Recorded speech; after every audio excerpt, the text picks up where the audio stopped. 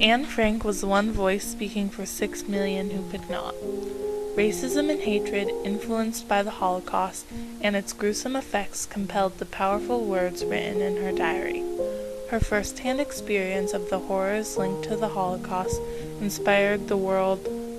For 2 years, Anne and 7 others concealed themselves from a corrupt government. This is her story. It is utterly impossible for me to build my life on a foundation of chaos, suffering, and death. I see the world being slowly transformed into wilderness. I hear the approaching thunder that will one day destroy us too. I feel the suffering of millions, and yet when I look up in the sky, I somehow feel that everything will change for the better. Anne Frank. A new party founded by Adolf Hitler in the 1920s, called the German National Socialist Labour Party, also known as the Nazi Party, was gaining more followers by the day. Hitler's party believed that Germans were a superior race, more intelligent than any other race in the world. Through bellowing speeches, Hitler promised the Germans a beautiful future of prosperity and supremacy. Hitler blamed the Jews, claiming they were a failing, evil race and they were harmful to all Germans. By 1933, the Nazi Party was the largest in Germany, and Hitler was appointed to head of the government. Hitler took control of daily life in Germany. Anyone who opposed him was beaten or imprisoned. The prisons became so overcrowded that new ones, called concentration camps, had to be built. These camps held large numbers of prisoners living under inhumane conditions. Jews started to face increasing danger and fled for their lives. In the midst of all this war, Anne Frank was born, June 12, 1929, to Otto and Edith Frank.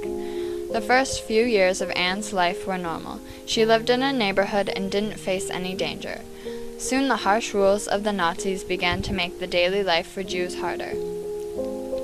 Jews could not be out past a certain time, not even in their own yard. And Jews could only shop at stores marked with the yellow Star of David. In February of 1934, Anne and her family immigrated to Amsterdam, Netherlands, in hopes of regaining freedom and safety. Otto Frank, Anne's father, managed to set up a business in Amsterdam, and the Frank family became financially stable.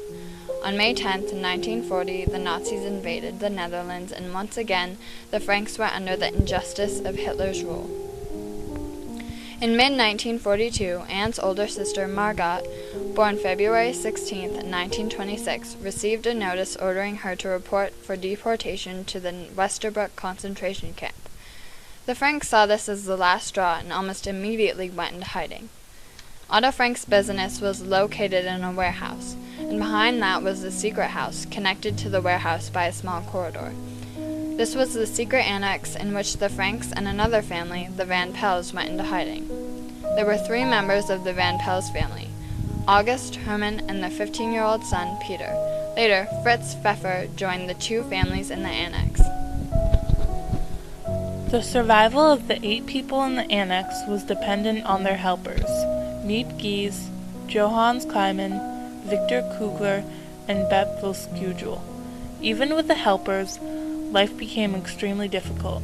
The families had to be quiet all day due to the risk of being heard by the warehouse workers below. They also had to stay inside at all times, which was hard for someone as spirited as Anne. On Anne's 13th birthday, she received a diary. She referred to her diary as her friend Kitty. While in hiding, Anne began to write in her diary daily, describing the hardships the Jewish people faced during the war.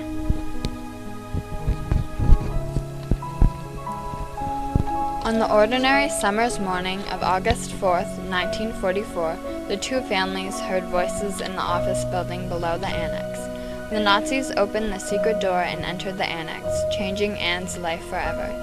The Dutch Nazis arrested the 8 people living in the annex: the Van Pels family, the Frank family, and Fritz Pfeffer. They also arrested Victor Kugler and Johannes Kleiman. The families were immediately deported off to the nearby concentration camps. The 8 prisoners were transported off to Auschwitz concentration camp in Poland. On September 3, Nearly a month later, Herman Van Pels died here.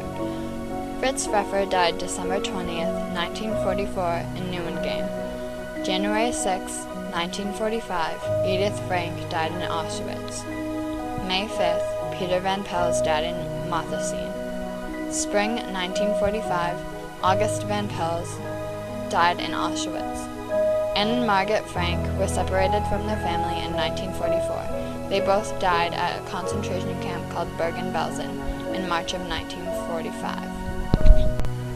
After being released from the concentration camp on March 5, 1945, Otto Frank decided to endure a long and treacherous journey back to Amsterdam. Otto did not arrive in Amsterdam until June 3, 1945. He immediately went to see Miep and Jan Gies. Otto did not know if anyone from the secret annex had survived. Through all the hardships, Miep had kept Anne's diaries and hoped that she would see her again. Once the Gies and Otto had learned that Anne and Margot had died, Miep gave the diaries to Otto. As Otto began to read the diaries, he was amazed. He didn't know that Anne had been keeping daily entries on everything that had occurred in the secret annex, and was astounded by the quality and accuracy of her words. Soon Otto began to type large parts of the diary to send to his mother in Switzerland, and later he allowed others to read them as well. Many people urged Otto to publish Anne's diary, but the war had just ended and no one wanted to relive the dark past. On April 3, 1946, an excerpt from the diary was published in a Dutch newspaper, and a publisher for the book was found. In the summer of 1947, 1,500 editions of Anne's diary were printed. Anne had always dreamed of becoming an author, and even though it was after her death, Otto had fulfilled her wish. Anne's diary was so popular it was printed in languages including French, German, and English. Over the years, it would end up being printed in 55 different languages, and more than 20 million copies would be sold.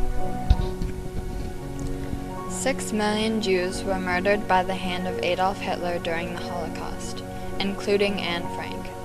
Her diary voices the hardships of a family, it whispers the struggle for identity, and it dreams for a better life.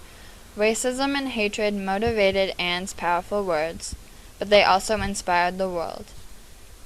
The Diary of Anne Frank was a revolution in itself. It educated millions and was the first major book published regarding a Jewish perspective of the Holocaust. Anne Frank's diary grasped the world's attention. The world's reaction to Anne's diary was incredible. The book's power was so enormous that it wasn't forgotten. There's something humanizing about her words, the work of a young girl. Anne's story influenced the millions who have read her book, and the legacy lives.